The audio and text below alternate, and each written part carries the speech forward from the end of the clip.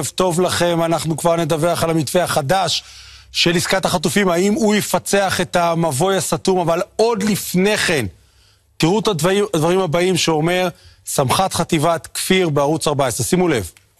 אנחנו מגיעים לקיבוץ בארי, ושם תופסות אותי עוד שתי תמונות מרכזיות בלחימה, או פה האכזריות של האויב. אחד זה מעון ילדים, שבאמת, חוץ מתום אין שם שום דבר אחר, שנשחטו ופשוט הרגו אותם. אתה רואה את הילדים? בית, שמונה תינוקות. שמונה תינוקות מתים. ועוד תמונה שתפסה אותי, היא שראיתי את ג'ניה, זיכרונה לברכה, אישה מבוגרת מקיבוץ בארי, שאני רואה את המספר חרוט לה על היד, ואתה אומר, היא עברה את השואה באושוויץ, ובסוף מתה בקיבוץ בארי. זה לא משהו שהוא... בכלל, אתה מצליח להבין אותו. ובכן, לא נרצחו 8 תינוקות במעון בבארי, מבהיר דובר בארי, ואין בבארי אישה בשם ג'ניה. תראו עוד דברים שאומר לא מזמן, גם אדם שהוא חלק מצה"ל. היו פה גם ילדים, תינוקות שנתלו על חבל כביסה ממש בשורה אחת. אמר מאוד קשה, כשראיתי את זה, זה גם כן זעזע אותי. אתה לא מבין בדיוק באמת מה אתה רואה מול העיניים, האם זה תמונה או שזה באמת מציאות. היה מאוד מאוד קשה להקל את זה. בוסקילה מדבר על אירוע כביכול בכפר עזה, אבל לכפר עזה הבהירו מזמן שהאירוע הזה פשוט לא קרה. אגב, הוא אמר את הדברים, נאמר לו שזה לא קרה, ואז הוא אמר אותם שוב בסיור של עיתונאים זרים שהגיעו למקום, ושימו לב מה אומר דובר המשטרה לתקשורת הזרה לא מזמן, שימו לב. At pregnant women, cut open. Guys, the things that happen here are so sick. This is not a Netflix show, and it's not a cable news show, none of that. No, this is real life. גם זה לא קרה. אז קרו כל כך הרבה דברים נוראים, אכזריים, מהאכזריים ביותר שניתן לבצע כלפי בני אדם ב7 באוקטובר. בשביל מה מיקי רוזנטל נאמרים דברים כאלה שלא קרו?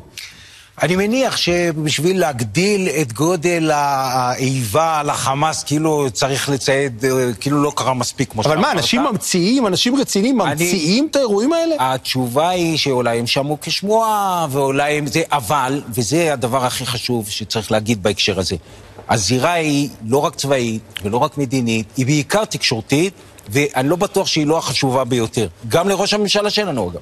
צריך לומר, שרירות, שגם בייחוד הצלה הפיצו בזמנו את הסיפור הפיקטיבי על כך שתינוק הוא שם בתוך תנור. זה מלידה זקה, אבל כן, גם אני שמעתי עדות של אחד מהקצינים שם. אני חושבת שלפעמים דמיון מתערבב במציאות כשאתה נמצא בכזה טראומה. אנשים שהיו שם היו בטראומה, עברו שם הליך לא פשוט.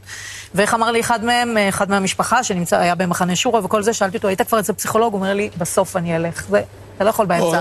ואז זה משפיע. אני חושב ששרי אומרת דברים שיש בהם טעם, אבל צריך נורא להיזהר בזה, כי התיעוד פה והדיוק פה בסיפור הזה הם סופר חשובים, דווקא בגלל כנגד כל המכחישים, וכנגד כל שזה הלחם שלהם, להגיד, אחרי זה הם אומרים, אתם רואים למה אנחנו לא מאמינים לסיפורי האונס, או לסיפורי ההתעללות המינית, לאכזריות, כי הדברים האלה לא קרו. בדיוק, לכן נורא חשוב שיקפידו ושיעסקו בתיעוד באמת מדויק על הזוועות שעשו, ויביאו דוח מדויק, ואנשים, אני מאמין אני די מסכים עם שרי, אני לא חושב שאנשים רצו להפיץ, אבל אני חושב שהכל כבר מתערבב לאנשים, ויכול להיות שזה, לכן אני דן אותם מבחינה מסוימת לקו זכות, כי הסיפור הזה הם לא החליטו בבוקר להמציא אותו, אני מניח שקרה להם איזשהו תהליך, אבל צריך נורא להיזהר בזה. כל מי שעוסק במידע צריך מאוד להיזהר בזה. הנה תגובה דובר צה"ל, האירועים המדוברים מתוחקרים ונבדקים, והנהלים הובהרו.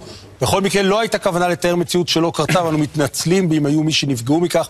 הדברים יועמדו על דיוקם ויחודדו לכלל המפקדים הלוקחים חלק במאמץ.